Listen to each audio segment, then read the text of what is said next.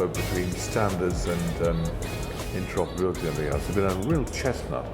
But I've never really sort of fathom out no one's really asked the manufacturers what they feel about where they fit into it all, because it's always down to the sharp, where people go, first of all, it's the sharp end. You know, what my problems are actually installing what is out there and how standards are developing. But how do manufacturers see standards and interoperability? I think the great thing about standards is it's your point of reference. When you've got a decision to make or questions have been asked, it becomes the point of reference that is not you, it's somebody else saying it. I'll give you a very simple example.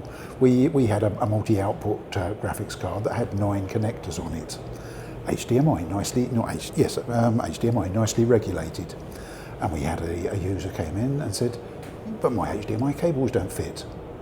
We were able to refer back to the document and say, well, the reason your HDMI cables don't fit is they don't meet the standard. Yeah, the plastic boot is too big.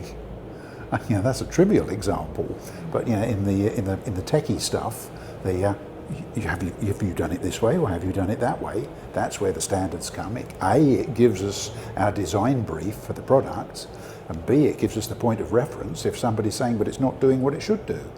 So standards are absolutely invaluable, and the fact that they're a third party done by a standards body, an IEEE or whatever, is the real kicker. You know, it's not a manufacturer leading the way. And that also, incidentally, has got a parallel into the military world, because the military love using commercial off-the-shelf stuff, and they look to us in the AV world as being commercial off-the-shelf stuff, but they won't choose stuff that's got a single proprietary nature to it, because that doesn't suit their prime purpose. So they will always look to open standards for the way they're doing it. So I think standards, great, gives you the future, direction you're moving in, gives you the plan to design against, and it gives you the point of reference. How much support do manufacturers give integrators and those at the sharp end? I mean, there's an education process going on here, clearly, isn't there? But how close are the manufacturers to the actual market that's putting their products in situ? I think as a manufacturer, you've got to be close to the integrators because they're going to be your prime customer. You know, they're between you and the user, but they're your customer. So you've got to listen to what they need. You've got to give them what they need. You've got to make life easier for them. One of the things that we as a company do is we put features into our products that are intended to benefit the integrator, not the end user. The end user doesn't care how easy it is to install. He cares how easy it is to use. But you know, working with the integrators is absolutely essential for a manufacturer. So that's definitely one of the things we do. We've got to train them on how to use our products. What we're finding is we've got to train them in many cases on the underlying technology that goes beneath the product. The idea of the interoperability, people putting a sort of technology in that requires signal to be pushed at them, and combining it with something that required to be pulled at. If you put two pulls together, it doesn't work. They have to understand the technology. We created a whole series of educational pieces that were just the technology, not product at all, because we found that the integrators needed it. So yeah, we're right behind the integrators. It's quite interesting. I mean, the role of education support is really important, isn't it? You create portals for people to sort of dial in and have a library of references and videos to do that with your integrators. It's probably the easiest way of doing it. I know other big companies do it, don't they? Well, one of the things that the education world is sort of moving towards is stop thinking about courses and think more about resources. That's a nice phrase, I think, and it spells it out really. Yeah, we've done a lot on courses. Now it's okay. What other serving suggestions can we use? And in the AV world, we've got a lot of them at our disposal. Yeah, we'll do this little video. We'll do this podcast. Yeah, we'll do an in person. Yeah, there's lots of ways of serving the content. But those who want it now, and we live in a I want it now world, they want to find how-to videos. They want to find a little snippet on why this works like that.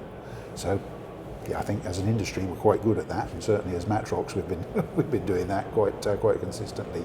And I like to think well. You're a company that's changed over all these years. You've seen the early formation of so many industries in a sense, and you've come a long way. Where are we going with where does Matrox see its role in the AV market over the next year or two, do you think? It's a loaded question, I know, but I had to ask you.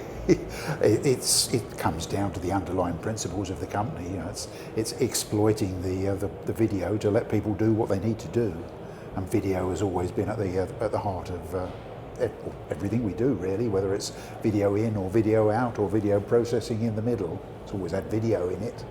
And so where are we going? We're going where the users want to use their video, and we'll help them to do it.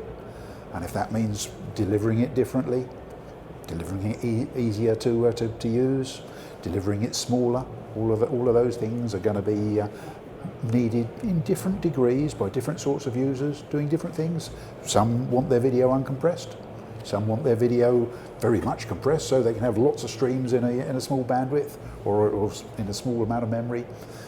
We're not going to change those users. They're still going to want the different extremes, and we're going to do our best to join it all up. As we know, product development takes years, isn't it? It's a bit of now things are moving so fast. How are you going to keep up with the decision-making process that where demand 1 minute will have changed the next, halfway through a product's development? Keeping listening, of course, is the magic, and that's been the secret to Matrox over years. Listen to the users and find out where their pain points are, and then do something that addresses those pain points. And it hasn't always put us in a high volume product position, because by the very nature those problems are often quite narrow. But if we can deliver real world advantages by doing that, and we have, then every reason to continue doing that. So that's the plan. Keep on listening, keep on doing, and keep on bringing new solutions. Thanks, Rob.